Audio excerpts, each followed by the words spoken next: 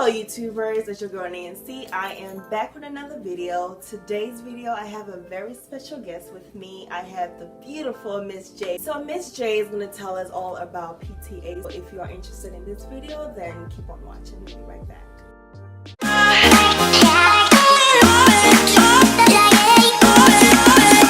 Down the list and ask Jay a couple questions so she can answer and tell us all about PTA. So first question, what made you want to be a PTA? So my mom, a long time ago, she was working as a PTA while I was in high school, and I didn't really know what that was. So I went and did, you know, you can kind of shadow your parents at their jobs. I went to shadow her one day, and it looked kind of neat because a lot of people were having a lot of fun. They were laughing. There was exercise involved. So then when I looked more into it, I thought it was interesting. So as I learned more about physical therapy, I liked that it combined science with exercise. Exactly. And me dancing back when I was in high school, I was always very active. So it seemed like it just combined the two that allowed me to be in healthcare and help people, which is my number one desire. Is I love helping people, and I love seeing people do progress. Any kind of progress, starting from point A and going to point B makes me feel really good. So it seemed like a perfect fit. A really good answer. Thank you, Jay. The second question, how was the schooling? Like, what did you have to do in order to get into the school and all of that stuff? Can you kind of walk us through the process of that a little bit? Right. So to get into physical therapy assistant school, you do have to look into accredited colleges. So there are some that offer degrees in it, but you want to make sure that it's an accredited school. Okay. So one of the schools that I looked into, that I went to, was... So what is that? I'm sorry. What does that mean exactly? So it needs to be recognized by the national board as a school that can in turn give you a license in physical therapy assistance, or whatever it is that you're going to school for. So you do need to check into those. So there's a lot of different ones. The one I chose was Loma Linda University. From that school, it does require that you have your pre-education done. So that can take about a year to just get all your math, your sciences, biologies, anatomies out of the way. And what I chose to do was, before I went into the school, while I was taking all of those, I was only a few classes away from getting my associates. So I just took the extra classes and got my associates before I transferred into the school. Okay. So how long was the whole process? The whole process took me 2 years, but you can do it. It took me 4 years, I'm sorry, but you can do it in less than that. You can do it in 2 years if you start early enough. Awesome. Good. And did you have to take boards when you were done with yes. it? Or is it so after you pass all of your classes, you do have to maintain a certain GPA. The school I went to was 3.6 or higher. There are a lot of other different schools that the GPA is not as high.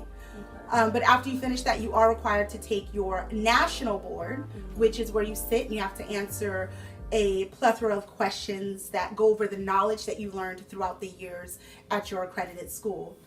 And then after that, you do have to do a state board's rules and regulations test. And that's actually for every state that you go to. So, what about like field work or clinicals? Is that a requirement also? It is. Okay. So you do, most schools require about the same. You have to do a couple different settings. There's outpatient, there's inpatient, there's skilled nursing facility, there's acute inpatient, there's a lot of different settings. The school I went to does require that you do at least 3 different settings. And you have 4 of them, 4 different field works you have to do. You have a 2-week clinical, and then you have 2 to 3 more, I think they're 8-week clinicals, like an 8-week, and they do want you to. They understand if you can't, but they do want you to do different settings, because when you're going through school, you don't really know what kind of setting you want, even though you feel interested in that type of job. And sometimes, I'll give my example is, I really love kids. I thought I was gonna love peds. I did an internship with me. You think you do? You know, some people. I did one with an internship with Johnson & Johnson in Riverside, and it wasn't for me. It wasn't. I loved working with the kids. I had a lot of CP kids, very beautiful. But you know, it's very hard working with the parents. They're very emotional, obviously. Right. They love their kids and they want to see the progress really fast. And it's hard when you see them hurt, and it just wasn't the field for me. It wasn't the right fit for me. And I want to be somewhere that fits me so I can grow. Awesome. Thank you, Jay. Okay, so the next question is, what do you do on a daily basis as a PTA? Like, how does your, I guess your day at work look like? So busy at work, and you're constantly moving. And the way that healthcare has changed, it doesn't allow a lot of room to breathe or to have breaks or rest. You think there is, but there's not too much downtime. That's true. Some of the things that I do as a PTA, I wrote a few things down here, is one of the main things I do is I teach patients how to prevent or manage a condition so that they can have long-term or achieve long-term health benefits. So someone comes in, whether they're debilitated from age, disease, car accident, injury, whatever the case may be, we have the opportunity to work with them under a given plan from our direct supervising PT, who provides all of the evaluations. When the evaluation is done, it comes with a list of goals. The great part about our field is when the therapist does those goals, and they leave it up to you on how you want to achieve those goals. So there's many different ways that you can tackle that, many different ideas. And the more ways you learn, there are more tools in your belt that you can attack one condition multiple ways. So you have a lot of room for just kind of growing and learning to do that. There's a lot of billing involved, paperwork. One of the good things is for assistants is there's less paperwork than if you're the therapist.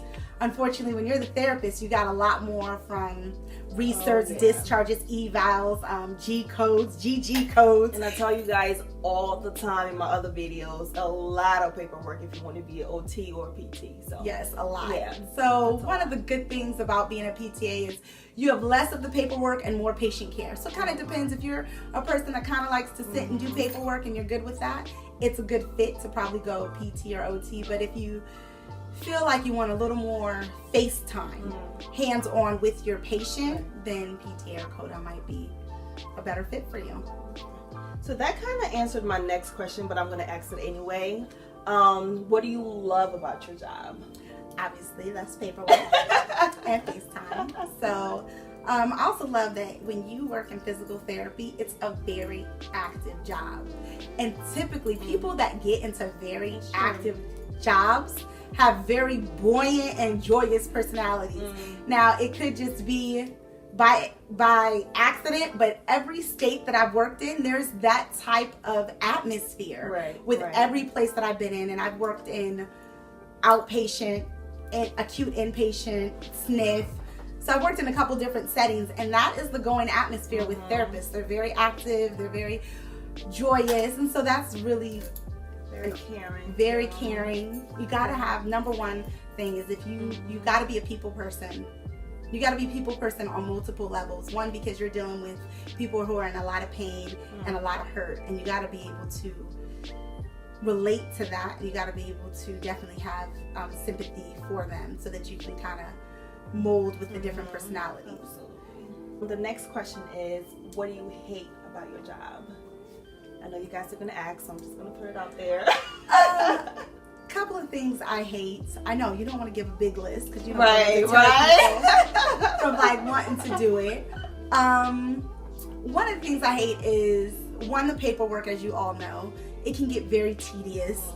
The second thing I hate is around October every year, Medicare typically comes out with new regulation and guidelines. And your job as a therapist is to stay on top of those and constantly changing.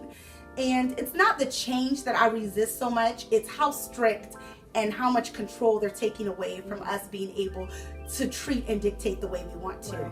That can be very frustrating at times. And the fact that insurance can really control a lot. Things that you feel are necessary, sometimes the insurances either don't agree with or aren't going to be compliant with, or when you feel a patient want a little bit more and the insurance feels like they are adequate or good enough, right, and they kick them off. And I don't like that. And the last thing I'm probably not biggest fan of is the pay.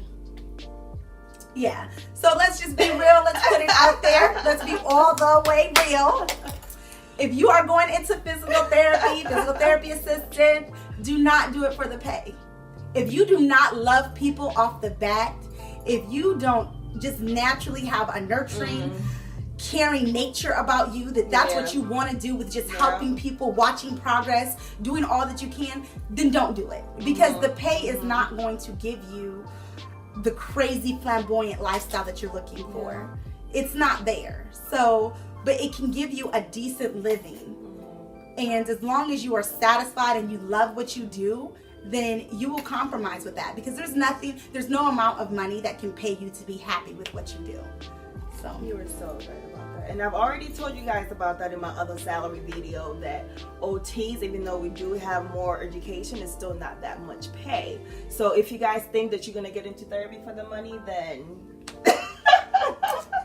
maybe 30 years down the line, you might get a little bit more pay, but as a new grad, it's not going to be all that good. So just keep that in mind. The next question is, what kind of advice do you have for other people out there who want to go into PTA? What would you say to them? You kind of touch on a little bit of that. Some of the things I already said is the best advice I could give you is obviously don't do it for the pay. Do your internships, and you don't even have to wait till you get into the school to do your internships. You can always go shadow someone. There's a lot of places that as long as you sign certain waivers, you can come shadow for a few hours. Really get into the field and just see if that's something you want to pursue. That would be the first thing, is to make sure that it's something you're interested in.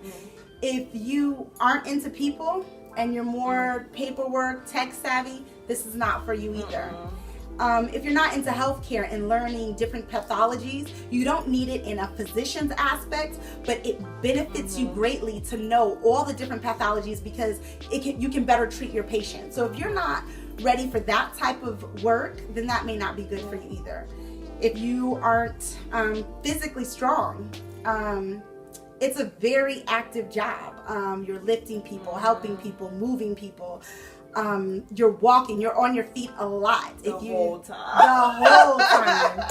So we count in steps, okay? So if you aren't into that, then, or you like a little more sedentary, a little more slower pace, this is also not for you. Obviously, we talked about money. So that's something you need to look into, if that's a type of salary that you're going to be comfortable with. If it's not what you're aspiring to do, then I would suggest maybe looking into different fields of.